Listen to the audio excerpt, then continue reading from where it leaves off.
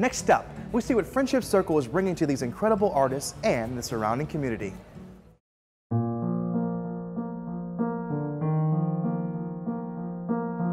Art is something that really equalizes everyone.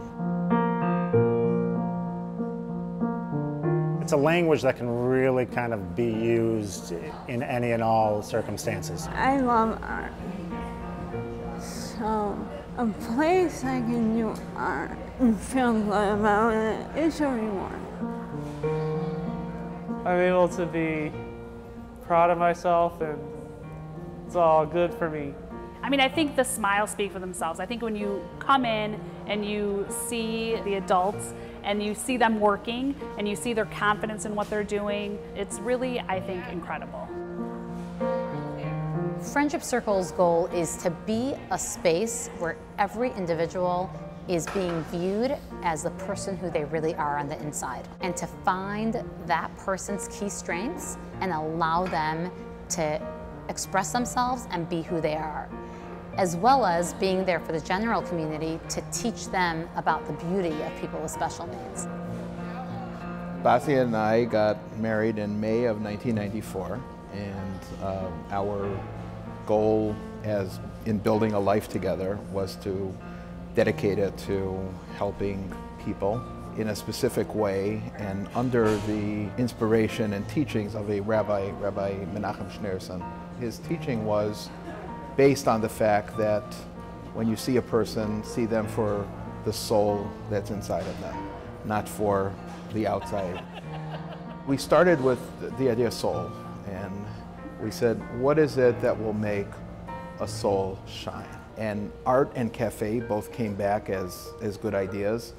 Cafe because it lends itself to vocational training that a person can then later go on and get a job in another place, in another restaurant. And also the cafe is good because it brings in people from the community and it exposes thousands of people every month to this beauty, and then they come into the studio. The mission of Soul Studio is to really find the talent within.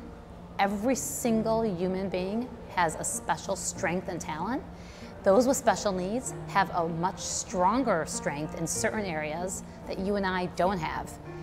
We are able to tap into those talents, many of whom don't even know that they have that artistic talent, all of a sudden find it within themselves.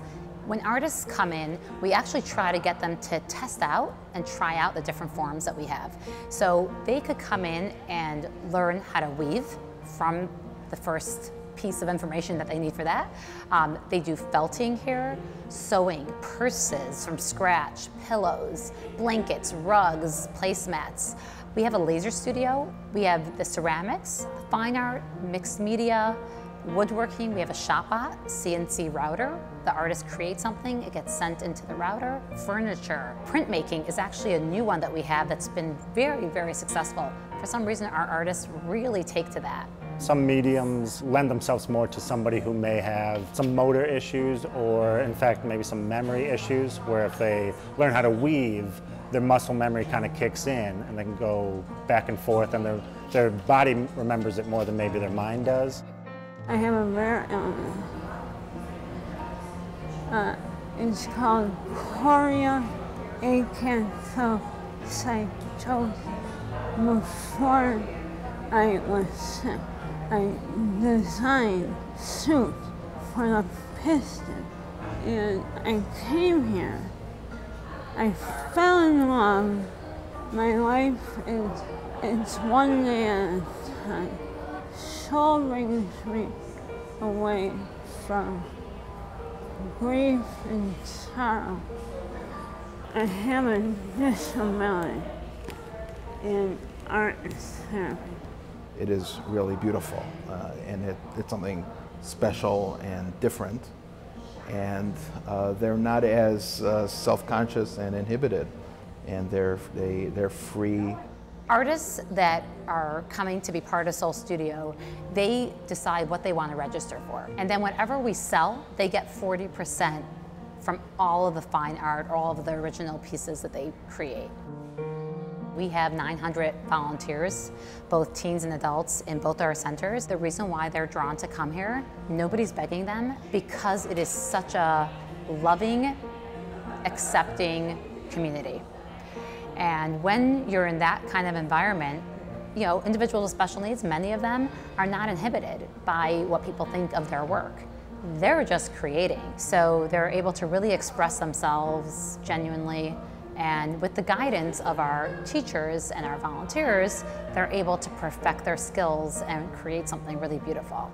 I think they do especially a great job of kind of embracing the mistakes and helping people realize that sometimes the mistakes are what make a project, because what they considered a mistake is really what turned it into something completely unique. The food at Soul Cafe is the best. We contracted out with Epicurean, and the Milk and Honey is a kosher division of it. They manage our restaurant.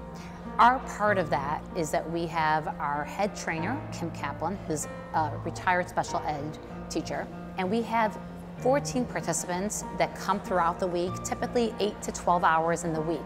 And that's when they are training and learning how to do back of the house work, front of the house. And as they learn the different skill sets, they grow in what they're able to work at the cafe. They actually get paid hourly, and they also pay to be trained. I bus tables, do dishes, or sometimes whenever they need me to do food prep, I'm able to do it like I did this morning. When I get done with work, I feel accomplished, like in getting some checks to deposit. The Soul Cafe is such a great opportunity where 150 guests a day, and Sundays even more, will come through, have awesome food served and helped by individuals with special needs, and then they are encouraged to come back to the gallery and the studio and observe the artists, and then purchase some of the artwork. So the cafe and the studio and gallery is meant for the general public to come in and enjoy it. Our hope is that by bringing the awareness of what we have, of the beauty of their soul, of the beauty of that each and every one of them brings to the world, we're creating an inclusive society all around, which is important to us.